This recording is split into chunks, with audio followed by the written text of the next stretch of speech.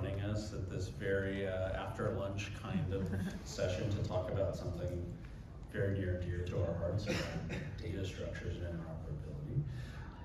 Appreciate you being here.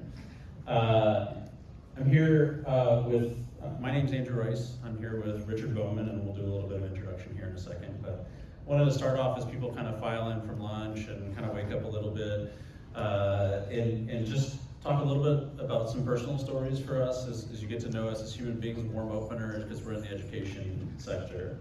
And in particular, Richard and I have known each other for almost 15 years now. So we've been in parallel roles all over in different things across our time. But it turns out that we're also a lot alike in other ways, and in particular, we're the same age. I won't tell you what that is, but we were born 2 weeks apart. And we both have 2 kids. Those kids are exactly the same age apart. Richard, how old are your kids? Tell us about your kids. My kids are 5 and 10. And my kids are 5 and 10.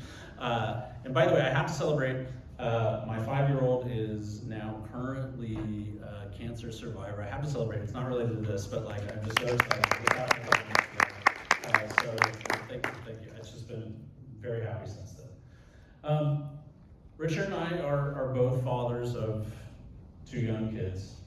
And what happens when you're a father of 2 young kids? Well, you start to talk about, well, what's nutritious eating and how does that work? So Richard, can you tell me how that conversation goes in your family? Well, we say, hey, look, there's this wonderful plate with a lot of diverse things on it. And my daughter says, can I have ice cream? And we say, well, why don't you eat some more of the rest of it? And we just kind of go back and forth a little while. How does it go in your family? It turns out it's the same. Why does that happen? Has anyone else experienced this? Any parents out there? How long will that go for you?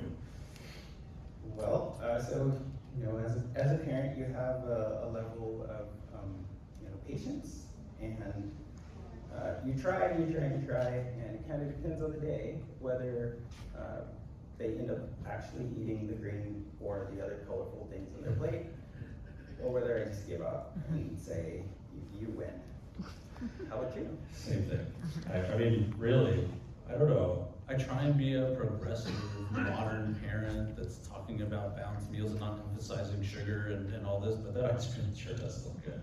And so, like, sometimes I give up, sometimes you give up, but that's kind of the topic of this session, and in particular, the question of, I've heard tons and tons of very cool things that we can do with AI. I'm super excited about that, both at the classroom level, school management level, etc.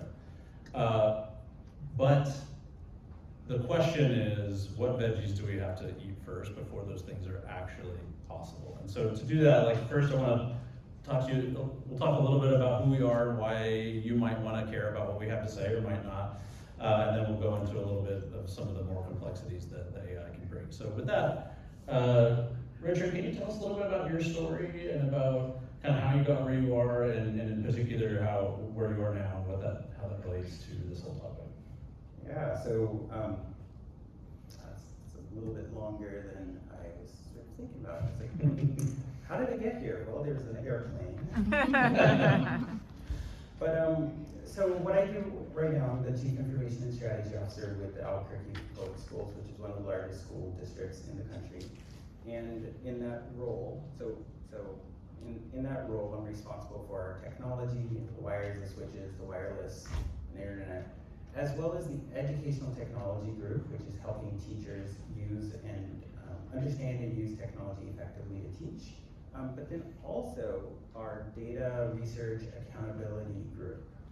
And prior to this role, I was at the RAND Corporation, where I studied how to do policy analysis, how to use data very, very effectively. And before that, I was a teacher. So I kind of have this like teacher through research and now technology. And this topic has just been hitting me personally very, very hard because it is so impactful. I love technology, it changes every day. It changes every day. And AI, to me, is just one more change, which is both powerful, but also, possibly a little scary. Yeah, and so for me, I, similar to Richard, came from the research field. So I studied research, education efficacy, program evaluation, et cetera. Was really interested in that sort of thing, and then got involved in the question of like, how do we know more? How do we know more? How do we know more? And ultimately, what happens when you dig far enough down into the research world is that you realize that you have to understand how the data systems work in order to actually understand the information that you're researching. And so got involved and helped found a nonprofit that helped school systems at the local level, at the state level, county level, et cetera, think through what it means to have open and publicly owned data infrastructure, but also then how do you then enable research and continuous improvement in those systems if you can build them. And so I think I get the unlike Richard, who is going to be dealing with the district stuff all the time, I get to talk to lots of districts and lots of people in Richard's shoes about what they're facing. And in particular, sort of, as we talk about AI, which is, let's just be clear, this is just an algorithm on top of data systems. We've had this for decades, just a new type. The same kind of concerns come up that we've always had, and so in some ways this session might be a little boring and it's the same old problem, but it's with a heck of a lot of new twists. And so with that, let's start with the positives. Richard, what in your role, what desserts are on the table? What have you seen? Well, so in my role, one of the things I do is to listen to the teachers and all the educators and help them kind of sort through the entire world of cool and exciting Web 2.0 and 3.0 tools that they can use to help educate better. And I would just say that it's astonishing what is being promised in the world of AI. Technology in general is pretty impressive, and then with the last few years, what's being promised in the world of AI is even more impressive. So, everything from, student advisor, a teacher assistant, so an AI that will kind of co-teach with you and share information, help you do your lesson plans. There's AI that promises to help you communicate with families, parents with families.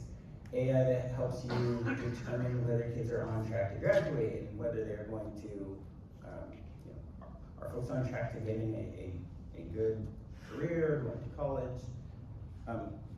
There's even AI that promises to protect students and keep them safe from all manner of unpleasantness, I should say, out there. So,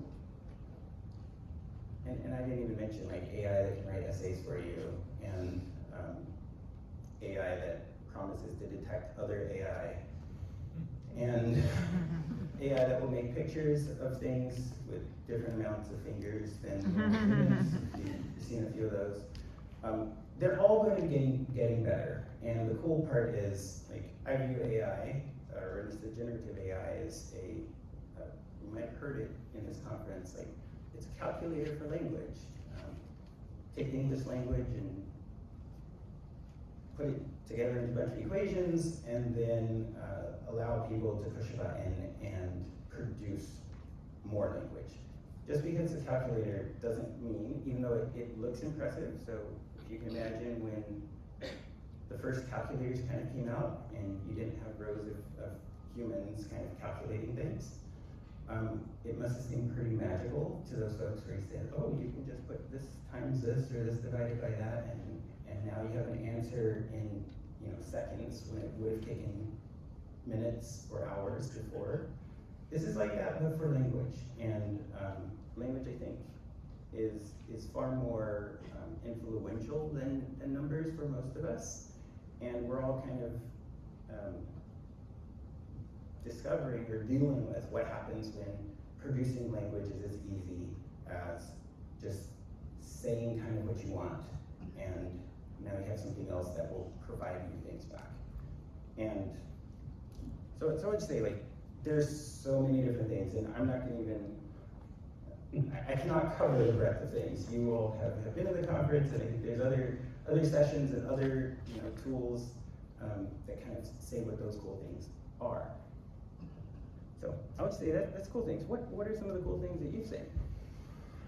I mean, I'm in so many different conversations with so many creative people, and I'm sure we all are at some level that have an idea about this stuff, and some of them are, of course, obvious but hard, and some of them are not so obvious. So I'm like super excited. Yesterday I saw one about Google has a reading tutor where the kid is reading out loud and it's checking that, and then it's diverting the kid to some pictures if it needs it. The super cool stuff that can take alongside human interaction can hopefully amplify our ability to teach kids. My 5-year-old, we're working with her teacher on her reading skills, and that would be pretty cool. It keeps going. I think for me, there's like this, there's a couple different use cases. So one of them is working with teachers and kids, right? So the Khan Academy stuff is amazing. I love the ideas behind that. I'm not gonna, it's not for us right now, although I have opinions, I'm sure Richard has opinions, to think about all of the ethical constraints of all of that and things like that. I think we need to think about that. We'll get to that later. But the promise is huge. The one that strikes me that I haven't seen a lot of here, and I haven't seen a lot of just generally in the overarching like ecosystem, are things around school management. So stuff like, well, what if my 5-year-old has a 504 or a medical disability plan that has to be coordinated across a nurse, a teacher, a principal, a transportation person, and who helps with that? And why haven't I seen a lot of AI tools with that? But like that would be super cool, because there's a lot of logistics that are out there around different special needs that we have, and across all of our kids, different kinds of differentiation that we need. There's some other stuff, simple things. I don't know if we have any principals or school managers here. Have you ever called a snow day? Mm-hmm. Like, it sounds so simple, right? Just call the snow day. But the logistics of that are insane. And so the amount of people that need to know and need to do something and all this, like, can AI help with that? Like, if we could just get some of the management of schools off the table, I think that would be pretty cool. Some other stuff, like, go ahead. So I'll just say, so jumping off of the IEP and the 504, if you're in special education at all, how big is one of those things? And do you really remember every single thing that's in it at all times when you're dealing with a particular situation with that kid? You don't have to answer, but one of the cool things that AI might do is be able to sort of ingest that information and allow a teacher or an administrator or whoever to be able to just query on a student and be able to surface information from their IEP or their 504 that is relevant to the situation that you find yourself in with the student. Because right now, if there's someone's in trouble, something's going on, your administrator trying to remember, oh wait, this kid has a particular thing that's listed in the thing that we agreed in their individual education plan, that's kind of hard to service at a time. Yes, we can go look it up, but having AI to kind of share that information would be quite helpful. Or if I'm a student and I'm asking one of these tutors on a,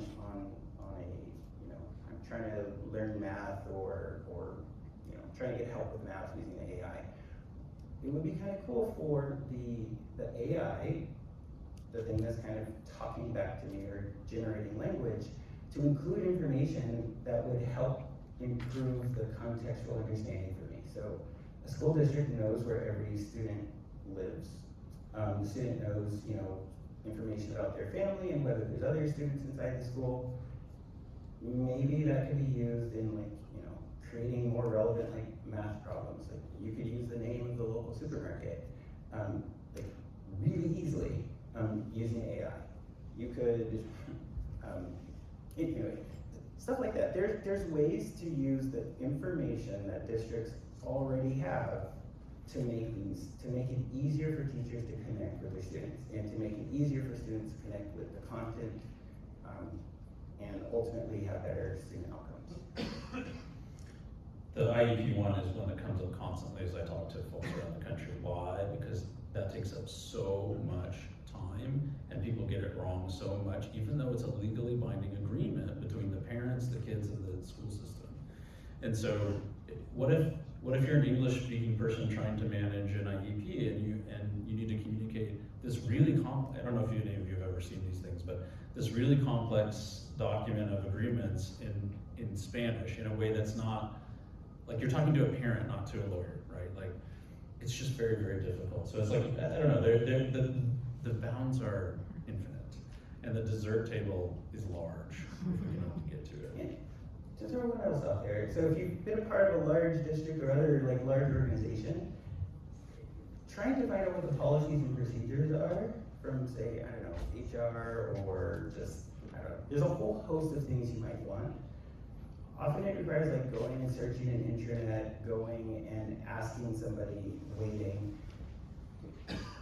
AI could actually like take all that information and be able to serve it up to you in a bot of some sort that you can just query with your natural language, and it provides information from your internal, policies and procedures and documents, stuff like that. Like, there's a ton of cool things that will definitely like save time. Yeah. So that's, hopefully we've said enough about why we think this is awesome. I've been in a lot of sessions where everyone's talking about how awesome all this is, so you're probably like, well, this is just like all the other ones, it's all the awesome things. But I think, go ahead. So yes, AI is awesome, we've established. The potential is amazing and tremendous. However, why is this sugar and not substance? Yeah, why is this just sugar? We don't want to be too much of cold water dumping on this whole party, because again, we think it's important. But as we think about this, one has to. My career, as I've been diving into like, well, why is it that just generally data analytics, algorithms, etc., are so hard to implement inside the public education system? And there are many reasons. Some of them have to do with governance, like internal governance. It is a public agency, some of it has to do with politics, some of it has to do with technology. I'm going to talk a little bit about technology for a second, because that's like the easy part, and it's already very difficult. So imagine for a second, we talked about several different use cases. In my mind, there's 3 buckets of use cases, and I'm sure you could quantify it. You could probably bucket these differently. But there are several different kinds of AI tools. So bucket 1 currently, and I'm sure this will change over time, bucket 1 are tools that sort of leverage something like ChatGPT or Google, whatever the new Google thing is, or whatever it is, really just leveraging generalized knowledge. So for instance, I could ask ChatGPT for a lesson plan, and it can give me something very generic, and if you're a teacher, you can probably coax it into something that you might want, but you're relying on its like generalized quote unquote knowledge. So there's lots and lots of apps. I've seen a lot of them here that are basically leveraging that and tailoring the large language model that someone else has into giving you the quote unquote right answer from that. These are what I would call very thin use cases that are going to be controlled by individual companies, probably. They can be very interesting. In fact, if you've ever used ChatGPT, that there's lots of cool stuff you can do with that. But there's also a bunch of downsides to these things. One of them is that there's every time that you give anything into any foreign, I don't mean foreign like outside of the country, but like outside of your own sort of enterprise data ecosystem, if you're typing anything in anywhere, depending on the privacy and security rules that that company has, and sometimes independent of it, so you can't always know that they're following those rules, you're basically giving that data for use to be built into any model that company can use in the future. That means that if you put PII or anything about students in there, what you've done is you've essentially released that into the wild for everyone, depending on what they're doing with it, but you have to assume that you are. You're also potentially giving up governance of the way that data and the way that decisions are made as you're looking through that. The one thing that I've heard someone call these LLMs stochastic genies. And what that means, if you've studied statistics at all, is basically they have machine randomness built in on purpose. So if you ever wondered why you ask ChatGPT a question twice, it'll give you different answers. It's not because it thought of something different. It's because the developers put a random parameter in there that basically changes the answer. Why? Because that feels more natural than giving you the exact same answer over and over again. And this is also why I can't do math. Because 2 plus 2, it could tell you is 4, but I put a random parameter in there so it feels like it's thinking or something like this. And so you get wrong answers, etc. We all know this. This is kind of the thing that we're all wrestling with sort of large language models. But then there's another kind of application, what I would call a single data system, single purpose application. And so the best example of this, which I think is super cool, by the way, are things like the Khan Academy, what Khan Academy is doing. So they have a whole bunch of data that's sitting inside of their company's system, and they're building all sorts of cool tools off of that. And what you're not seeing, at least that I know, maybe it's true, I don't work with them, so I wouldn't know, but like you're not seeing any data coming from the school system or that Conmigo can leverage. I'm sure that could be cool, but I'm going to tell you that if they moved into that, then they would go into the third bucket, which is an AI system that would be able to leverage all of the contextual data about kids and teachers and principals and parents within the school system to do very complex things that cross domains.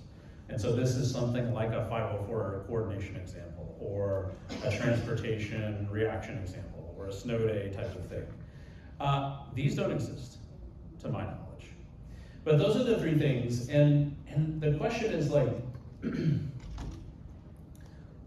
if you have those 3, why do we see a ton of class 1, the first class that I said? We see a little bit of kind of cool examples around the second class with like Conmigo and some other things. We don't see the third one, and the reason for that is because, unfortunately, like when you look inside of a school system and you look at their data enterprise, you see 2 types of things going on. One, you see an average school system with something like over 150 data tools like sitting there that aren't coordinated in any way inside the system. Or you see a data platform run by a for-profit organization that is trying to interoperate all of the data together inside its walled garden. And so the third thing that you see, and this is something that we work on a lot, is open standards, publicly controlled data infrastructure that can interoperate data. Why is this important? Well, there's actually no physical way at the moment for AI tools that want to do this cross domain sort of work to work inside of a school system. Even if the school system wanted it to, they can't do it because the data systems underneath under the covers won't support it. And so that's kind of what of the cold water that we're starting to throw here. And I have the easy job because I've just talked to you about some of the technical problem. But Richard, what do you think about that technical problem, and then what drives it? So it's a big problem. So our data infrastructures in K-12 are not streamlined or integrated.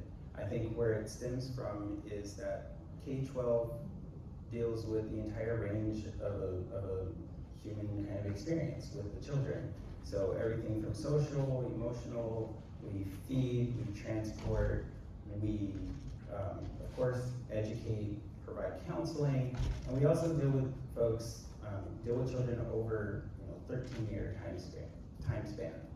And so when you're doing that many different things, there is no like one way to pull them all together. And this fight of making sure that our systems can talk to each other spends an incredible amount of time and energy within the district. From even just getting single sign-on done correctly, single sign-on for parents or for students is incredibly difficult. And that's just identity, not even passing data back and forth.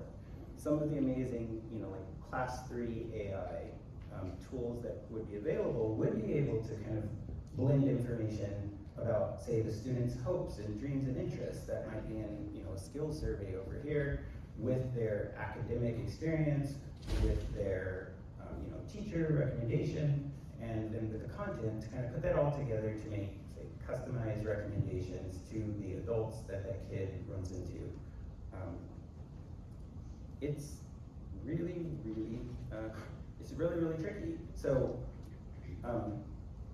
having a way for those standards to kind of blend together is key to having these AI models talk to each other and be able to produce the value that comes out of the integration across the whole enterprise. So Richard, as you think about that, and as you think about, what we all, there's lots of things that we're after in public education, but a big topic, of course, is safety. How does that work here as you're thinking about, can you tell us the experience of what it's like to be in your chair and be pitched by hundreds of these folks and think about the safety of your kids and all that? Be afraid. Very afraid, right? So what I see is a lot of excitement, a lot of potential, and I don't see a lot about who owns the data. So as a parent and as a teacher and an educator, I have a responsibility to my children to ensure the safety of their information. Hypothetically, if you know something about how a kid grew up, that kind of follows them. It could follow them for the rest of their life, and it could be used in the future to scam them into believing something or doing something because they have information that's just really, really personal to them. And so when I see the excitement of AI and a bunch of other tools, I also see and I want to say can we be careful about what are they going to do with the information that you put out there? Yes, it's a really cool teaching tool, and you're also, what do they want? Do they want just the students' names and birth dates? Do they want all the information that the kids write about? Do they want to create profiles on the kids? And if they do, what happens to those profiles if the company goes under or gets sold? What can we do? So in my seat, I have to balance both that excitement and then also, what happens if what we don't want to have happens? What happens if the thing disappears or gets bought out or gets hacked? It's really kind of exciting and scary. So we're all living through this time of, especially IT leaders, technology and strategy leaders are living through this time of, we understand this is potentially game-changing for our kids. At the same time, it could also be game-changing in a negative way. No one wants, I don't think I've heard anyone ever say, just do nothing. The first reaction I think with school districts was stop, but then, it's not just do nothing. But we've both now said, okay, there's an infeasibility, and then there's a security issue. And so some of the ways that you can solve the infeasibility issue, and I'll give you an example of this. So there are the two largest SIS vendors in the country right now, which represent something I don't exactly know what it is, something like 60 or 70% of the market, have both announced that they've leveraged their hundreds of millions of students worth of data to have some sort of conversational AI support for teachers or for people in the classroom. These student information system vendors also have lots of other companies under their belt. They're either privately held or traded on the stock market. They are potentially creating some very cool things. The way they are able to do that is because they have all of those systems together in one spot. So that's one version of interoperability. And so, I think there's some very interesting things that can happen. I'm an Apple user, I know Richard's not, but I like my iPhone, it's a walled garden, has really cool user experience. And Not That's like great. the Wild West of it. Widgets and break your stuff. But we're not, like the phone is a personal choice, now we're talking about public education. And so I think that we're kind of, I believe, I'll just say myself, we're faced with a trade-off. Do we allow these very large ed tech companies with lots of data to run the AI systems for our school systems? Or do we do it in the eyes of the public that may go slower and it may be messier, but it may be controlled by the citizens that live in the area?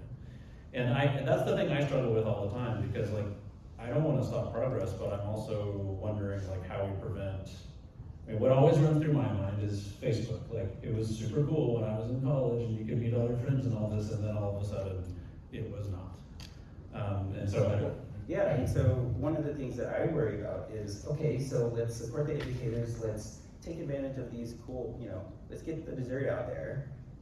And then at some point, the parents realize what's going on, and they start saying, wait, you mean you've been sending my kids information to who? And why? And how are you protecting my child? And then they kind of band together and just put a stop to the whole thing. And we all just go backwards. Because education, we serve the parents in the community. And if the community says no, when they say no, it's usually in like a very harsh, direct way. And it kind of stymies progress for a long time. It's always a decade, it seems. Always a decade. Yeah.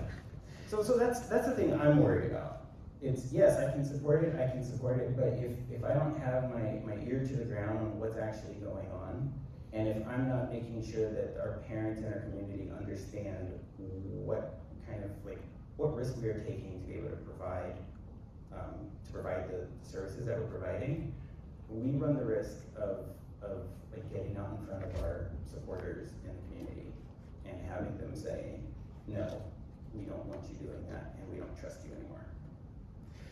So it turns out there are lots of people working on. I don't want to be doom and gloom on this stage, because South by Southwest is kind of rah-rah, right? It's a festival, right?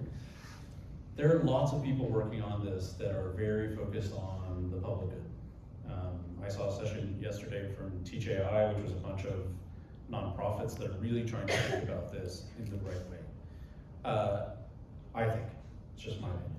I also know a bunch of technologists out there that are thinking about data infrastructures that are really open source, both open source, open community. Things like One EdTech is a data infrastructure standard, EdFi, SEDS. I can keep going. I don't want to leave somebody out get mad, but there's a bunch of stuff out there that is going to enable all of this stuff, but it's not capitalized as well as the for-profit sector. And so it's going to be an interesting conversation over the next 5 years about how this works. So I guess from your perspective, Richard, if we keep eating these desserts, I think maybe you already said it, but if we keep eating these desserts and we don't think about the veggies, what happens next? Well, keep eating desserts and don't deal with the veggies. One is kind of what I mentioned, which is they kind of run rampant. We eat too much, and then we, get adult onset diabetes, and we're all very sad, and we have to change our life substantially. The other thing that can happen is that we end up spending a lot of time and money trying to put systems together when they're designed to be put together, while dealing with the fact that, if we allow our staff to kind of go and learn a particular tool and then we have to change it or take it away, we end up wasting a bunch of people's time and energy. We also just run the risk of never getting to a space where we enable the full potential of education by blending these things together and getting good tools. And I guess kind of my question was, or my thing is, well, how do we avoid that, right? And I think you referred to it by saying, we talked interoperability, data interoperability. One of the other important things is governance. which is ensuring that everyone involved in kind of sharing the information that underpins these models is aware of their place and is aware that, you know, that who has authority to send the information or the data from one place to the next. Do parents know that? The superintendent knows that? Does the board know it? Do the teachers know it? And do they all consent? And do they have the ability to like withdraw their consent if there is something that happens that they're not comfortable with? Can they withdraw their consent from the system without breaking the entire system? And I think focusing on those types of standards and focusing on this, you know, I call it data governance, but it's really, does everyone know how their data is being used and are they okay with it? I think that is kind of a question to ask when we look at these new tools. So I'll say, for me, if there's one thing to kind of take away from this session is, do you know where your data is going? And are all the people okay with how it's being used? Are they aware of, and do they consent to how it's being used? That is kind of like the key message for me in the school district. Yeah, and as you think of, as I think about that, I sometimes ask the question to myself, you know, in Europe there's something called the right to be forgotten, or it's part of GDPR. Like, imagine that in the United States we don't have this. In some states we do, actually. There's very strong student privacy rules. But imagine that if you're running a classroom or a school or whatever it is, and someone says, hey, can you delete the information from the AI tool that I was using? Can you answer that question? And if you can, and the answer is no, it might be fine. I'm not saying that's a bad thing, but you should know that ahead of time. If the answer is yes, that's great, but I don't know many tools where that's possible at the moment. So it's just something to think about. Like, we sometimes need to step back and think about those things. But that's a little bit of a negative way to think about this. I will say, I'm trying to be positive. I'm feeling the love. And there's also this little piece of my role as administrator. I'm like, okay, yes, super exciting. And how do we do it safely, right? So this two things. My district, I didn't mention it, but we experienced a cyber attack that shut down, right? I had to be the one who shut down schools for a few days. And we learned some things. And I feel like it's not one of those things where, like, if you have to go through it, you learn it immediately. And it kind of like changes how you view the world a little bit. And I think what I'm trying to do also is like, let's keep happy, let's keep positive, and also make sure that when you have to, testify to the board or the mayor or the governor, all of those folks called me when this thing happened, that you can say, yes, we took care of it. We made sure that you were safe, and yes, sometimes bad things happen, but we got you covered. Yeah.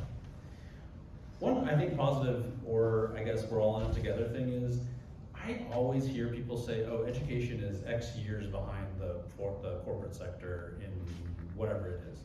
I can tell you 100% chance that right now, the corporate sector has not figured this out. They have the same governance problems. They have the same technology problems.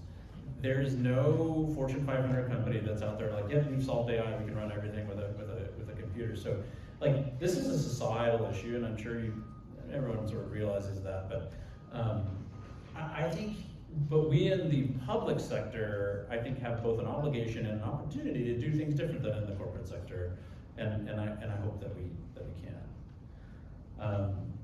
With that, we didn't want to talk too long about it. You just hear two people talk for a whole session, so we'll open it up to questions. Did you want to? Oh, Question. There's a mic over here. If you have questions, we'll hope to answer them. I don't know if we can.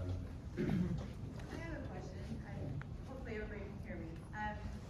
So it's really interesting and important, privacy. It's very difficult for teachers and to look at, the privacy policies, all the different things that are out there, not even IA, to really understand it's a legal contract and it changes. And why? It seems to me, tell me otherwise, it seems that like Europe and all these other countries are so much farther ahead in protecting their children and their citizens with regulations, et cetera, being able to erase the data. Why is it so difficult for the United States to not follow that? Well, So let me repeat the question then. So what I think I heard was, it seems like other places in the world have more like just global protection, legal protections for folks. Why don't we? And we actually just had this conversation this morning. we did have the exact conversation. So, why is it so hard? I think one of the things is we have an amazing entrepreneurial spirit in America, and we are willing to try things. And I think that's an advantage. We can be the first movers, but then I think it has the consequences of what you're kind of describing. I mean, for me, I feel really awkward whenever they say, well, you have to agree to these terms, and it's like this really long list. And oh, by the way, after you read through all of this, like, we can change it in 15 days notice, and it's up to you to now agree to the next set of terms. I think that's kind of embodies like the spirit of innovation and entrepreneurship, but then also you have a balance of like how do you protect people from that. So I can't really say much more than that other than say, yes, I totally agree. How is a teacher supposed to figure that out? And what we have in our district, we have a committee that reviews new applications. That teachers can submit them, and then we review them and we check them every single year. So it's an annual review process. But it's still far harder, much more difficult than it should be. So you're right. I would add one thing that, and I'm gonna offend some people by saying this, so I apologize. I am no lawyer, but my interpretation of our laws in this country is that there is no such thing as student data ownership. There's no such thing as data ownership at all in our country. It's not defined in our legal code. We have lots of things that sort of imply it, but there isn't as such. And so, you know that because if you ever ask anyone, any company, any government to delete data, they will say, you don't have the right to do that. And because of that, that means that you don't own it. And when I talk to legal folks and policy folks about this, two things that they might say. No, absolutely there is data ownership, and then they can never tell me exactly in the code where it says that and how that works. Or two, you'll never get it because we've tried and it will never get through the US Congress. And so without that, what you basically said is whoever has the data, in the case of school systems, the school district typically is sitting with the data, it possesses the data. If they sign a contract with another organization, there's no such thing as the students owning that data. And because of that, now you're in this whole mess of like, well, if I as a student or a parent didn't want to be involved in the system, how do I get out of it? Well, the answer is you can't, you don't have the rights to. And so I think it's a very complicated thing, and the way around it in our country would be to do something like GDPR, but like that, I mean, I won't get to that. Hi, can you hear me? Hi. Just something we did.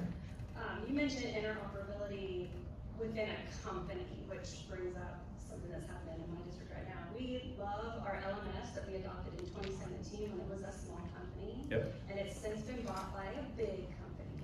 That never happens. RSS is a completely different company. Yep. That we have to have a lot of workarounds and back-end programming and SFTP sites to get data to put into other things.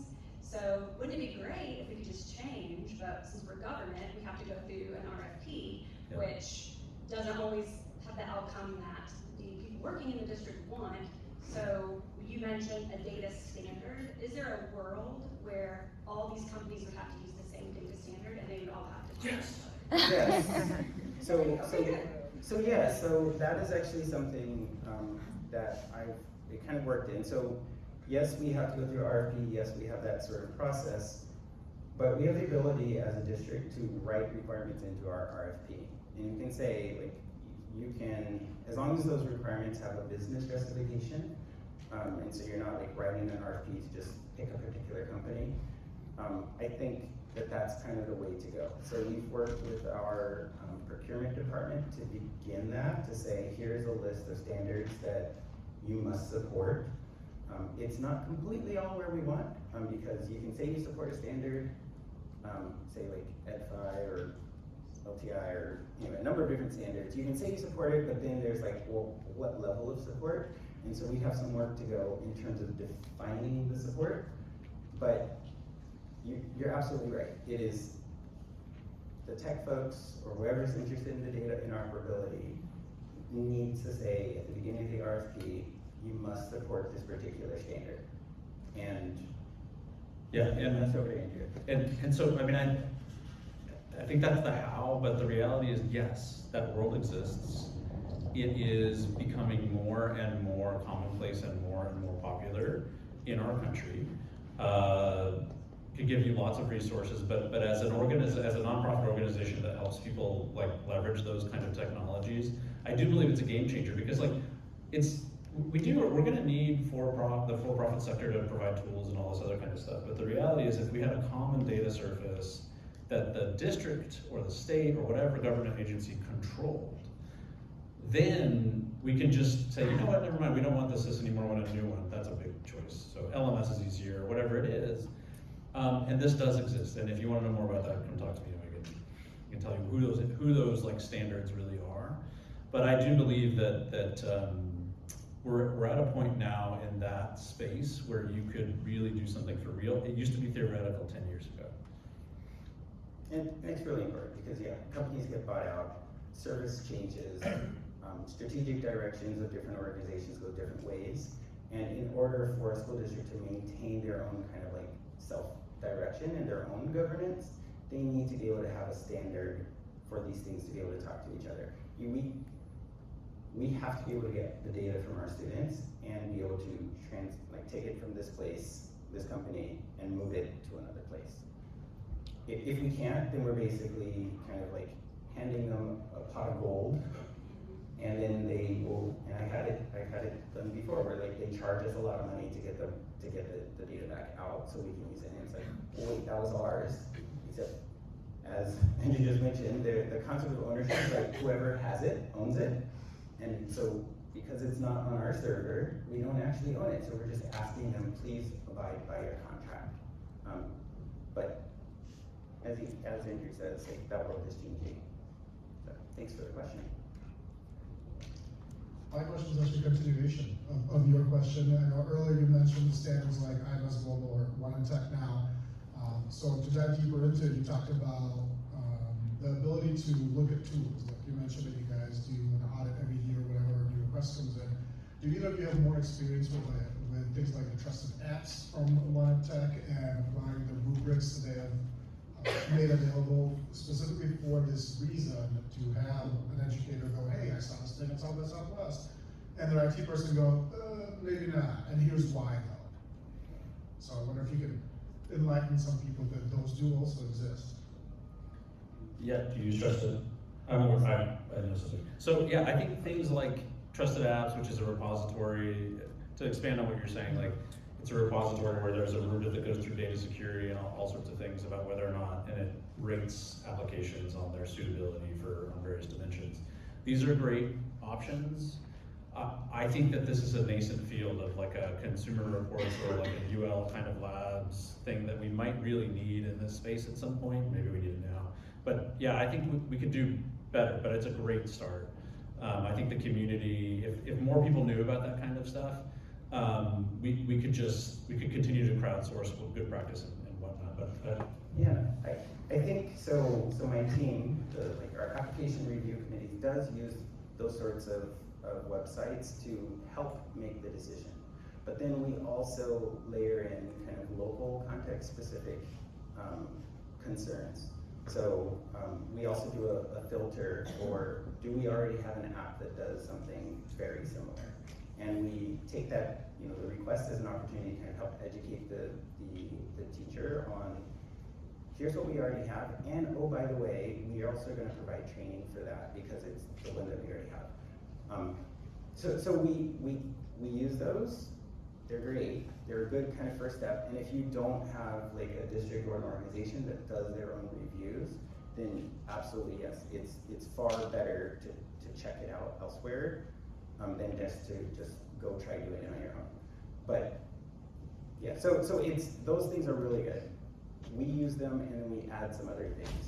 One other fun one for us is we check to see what legal standard or what legal location is being required by their agreement, right? Our lawyers have told us that, sorry, if you're outside of the United States, it's gonna be really tricky for them to defend us if anything happens. And so if someone wants to use one of those, then we have to get like special permission. So, yeah. I would say on this, like, it sounds like we're being so dour here, right? Like, oh my gosh, you gotta go through all this stuff to vet. And I used to think that was a little bit too risky, but I mean, just like as was mentioned before, I have witnessed some very bad behavior by profit-driven organizations. And I don't know, it's like, it's like we have to put that warning out, and I know everyone who wants to use cool tools gets irritated by the IT office who's saying no all the time, but there's really bad behavior. And if it's an international company, you can't sue them, so you just have to be careful of these things. Thanks. Can I have it on or go for it? Well, this is actually, I had a conversation with Andrew earlier today, so 15,000 school districts. If you go down and start from the sides, you could maybe get to the top 300, actually have somebody in your role, Richard. So we can't imagine a world where the other 14,700 districts have that. Are there venues for folks that see the complexity of the landscape? I mean, you have some buying power in the top 300 districts. You know, National Government Association, Great City Schools, Teach for Change, there are platforms, but do you have the opportunity to be the tail that wags the dog? You don't have the majority of the students. You have a big chunk, but because this is just outside of the capacity of the vast majority of leadership teams serving children in the United States. So I mean, I completely agree with the analysis, but how do we make this transparent for the many decision makers who are faced with? They just have a lot of unknowables and a lot of unknowns, and not a lot of internal capacity to surf that. So, yeah, wonderful question. I think the question is like, okay, that's good for you, one of the top 50 school districts with resources to hire a bunch of specialized people to do this. What about for the rest of us and for the rest of the people, like the rest of the children in America? So yes. My district did not have the resources before, so we kind of had to push it. The Council of Great City Schools, it's good you mentioned that. What we have in the last couple of years, I've been working with them, there is an interoperability. Like, we're working together on how to improve interoperability with the idea that if the largest districts kind of get together, they can spend some resources, making sure we're aware of what's going on. If we get together and kind of put in all of our RFPs that you must be interoperable or else you don't get this business, that we can apply some pressure on the field to make more of these sorts of things available for everyone. I think that that's kind of what we're doing in that level. One of the great things about education in America is like that it's not federalized per se, it's like at the state level, and then not just at the state level, it's kind of global and then community. So it's really hard to get all of those different folks together to agree on a particular thing. So I'm not quite sure what that governance framework might look like. Yeah, I've seen a couple different models that get at this, Chris, but I think the reality is we need a lot of smart people, and maybe the people in this room, to help think through this problem. It is, like, I've seen models that some states have these organizations called education service centers. They may be county level, they may be regional, that can aggregate, especially for small districts, expertise, and could be endowed with even legal authority sometimes to help out. So there's stuff like that. States have an important role here, especially for their smallest districts, to help, although easier said than done. Like, many states are not set up to be a service agency, they're set up to be a compliance agency, although that's changing, I think, fairly rapidly. I wish I had a better answer, but the other thing we can do, and I think some of the data standards groups are doing this, is they are trying to use market pressure rather than policy pressure on these big companies to say, I'm gonna get a state and a very large district, I'm gonna get enough of these together, and then I'm gonna say, look, in order to get their business, you all have to be interoperable, and so once you do that, well, now you're interoperable for everyone else. It doesn't quite work that way, unfortunately, but it's close enough that we can make some progress there. But it's a very complicated, I appreciate the question. It's gonna be the task over the next several years. I think you had a Yeah, question. I think I have an upside question. If I understand the Bowman bucket number 2, yeah, I think I've seen dramatic illustrations at this conference of the potential there. And if I understand what you're talking about, it seems to me that all of these concerns are lessened, not zeroed out, but lessened for the use cases in bucket number 2. Single limited data set, like a textbook. You have AI that creates questions and answers and reviews or queries for a textbook, a rule book. You can imagine refs on the football field having one, Yeah, so the question or comment is it true that the risks are lessened the narrower the use case goes? Right. And I think the answer to that is yes, but there's still some pretty sticky problems there. But again, it's not that we can't solve them, it's just that we have to make sure that we're thinking about them. And when a teacher is asking ChatGPT, what do I do with a kid that got a 747 on the state test and has this kind of IEP, and then all of a sudden you realize that's an identifiable statement, right? Like, how do you manage that? That's not my understanding of your bucket number 2. My understanding is bucket number 2 is, what does this textbook say about paramecium? So- And it's a system that's really good at Yeah, answering. so I'm thinking that's more like the bucket number 1, where you kind of like have this information and say like, the textbook or the notes for a particular class, and you're gonna load it up in the AI and you can query that. Yeah, you call that bucket number 2. Let's call it 2, but it'll get that, yeah. Yes, so that's one way to do it, and that's really cool. It is more limited because of the type of information, but we'll just throw one thing out there. Who owns the text that you put into it? So if you loaded the textbook from your class that you were using, did the publisher say that that was okay? Did your license with the publisher say that it was okay to give that to someone else and let them store it and create their possibly derivative works from it? And that we don't know the answer to that yet. And so I think there's risk in that too, but again, It's narrower. The I narrower, think it's right. I think yeah. your general premise is the more complex and more advanced we want to go, the harder this problem gets, for sure. And I think we have time for one more question. So I'm Keith Kruger, CEO of COSIM, the Consortium for School Networking, which is Doing great a work. professional association for people like Richard. And I actually want to highlight something that we're doing that I think is a lesson learned from the higher ed community.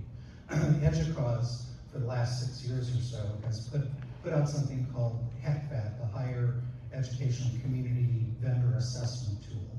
It's a group of questions around privacy and security and use of data that if you want to sell into the higher ed community, it's a requirement. I mean, you won't be purchased by a university or college. So we've taken that, it's very large. We've just issued the first version, which is called the K-12 Lite Vendor Assessment Tool. And right now, between now and April, our annual conference is in Miami, we're asking all of our corporate members to fill that out because we have a chicken and egg problem. People like Richard say, well, nobody's filled it out. And the companies say no one's demanding it. So between now and April 8th, we're asking every vendor to fill out the K-12 CVAT. And then starting at our conference and on, we're advocating that every school district put as a requirement in your RFP these questions, so they're in a standardized way. We have a totally inefficient way of purchasing in that every school district, every Richard around the country is trying to figure out what questions to ask, and you ask them sort of similar, but in slightly different ways, which is totally inefficient for the vendor community, which has people sitting there trying to answer the slight nuances, which means they're just cutting and pasting. So that is, I think, a huge opportunity for changing the dynamic, because when we start having a demand side of school districts expecting privacy and security, that's when we'll get change. I don't know that there was a question in there, but that was very helpful information. And I would just say, yes, these market forces, they do end up working. And if we're all together as a community, kind of just asking that question, trying to make sure that the privacy bit is something that companies look at, we can get to a better place and a safer place, because I'll say, as a dad, I want to make sure that my kids are safe.